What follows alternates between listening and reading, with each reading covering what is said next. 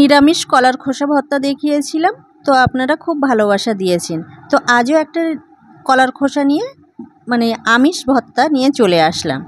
কিছুই না, খুবই সিম্পলভাবে দেখিয়েছি, আর খেতে কিন্তু খুব দুর্দান্ত হয়। তা চলুন মূল রেসিপিতে চলে যাই। কলা থেকে খোসা ছাড়িয়ে নিয়েছি, আর এখানে ছোট ছোট টুকরো টুকরো করে নেব, যে যেমন খুশি কেটে নিতে পারেন এখানে। তো আমি এগুলো একসাথে ছোট ছোট করে কেটে নিচ্ছি, আর ভালোভাবে ধুয়ে নিয়েছি, আর এখানে ধোয়া লাগবে না। এই যে মোটামুটি সবগুলো কমপ্লিট হয়ে এসছে। এবারে একটা কড়াইতে কিছুটা সরিষার তেল দেব, পরিমাণ মতো, যেমন যতটা কলার খোসা সেই পরিমাণ দেখে তেল দিয়ে দিলাম। এবার তেল যখন মিডিয়াম হিট হয়ে এসছে তখন তার মধ্যে খোসাগুলো দিয়ে দিচ্ছি, আর সাথে সাথে দিয়ে দেব লবণ।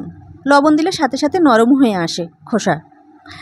তো যাই হোক, এবার লবণ দেওয়ার পরে দিয়ে দিচ্ছি হলুদ। এখানে কিন্তু অনবরত নাড়তে হবে।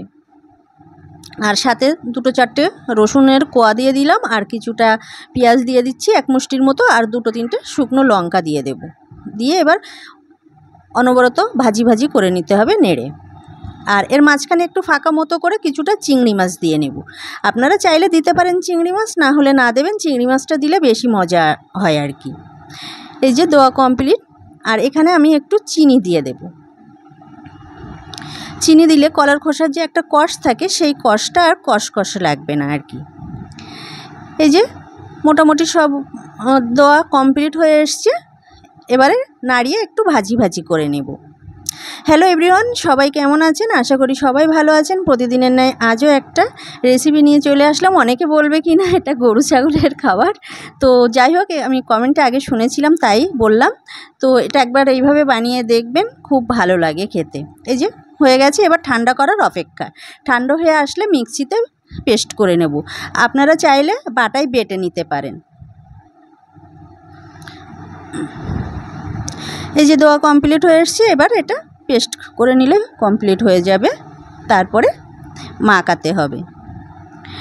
একটা থালায় ঢেলে নিলাম, আর এখানে কিছুটা ধনিয়া পাতা কুচি দিয়ে দিচ্ছি, আর কিছুটা কাঁচা লঙ্কা কুচি দেব, আর দেব কাঁচা পেঁয়াজ। আর লবণ দিয়েছি আগে, তো যদি লবণ লাগে চেক করে তখন লবণটা দিয়ে দেব। আর দিয়ে দিলাম সরিষার তেল। ভালো করে চটকিয়ে নেব। এবার দেখুন তো কেমন হয়েছে, অবশ্যই কমেন্টে জানাবেন। আর যদি খুব ভালো লাগে তাহলে শেয়ারে রেখে দেবেন। শেয়ার করে পরবর্তীতে দেখে বানিয়ে নেবেন, তারপরে আপনি কমেন্ট করবেন যে কেমন হয়েছে।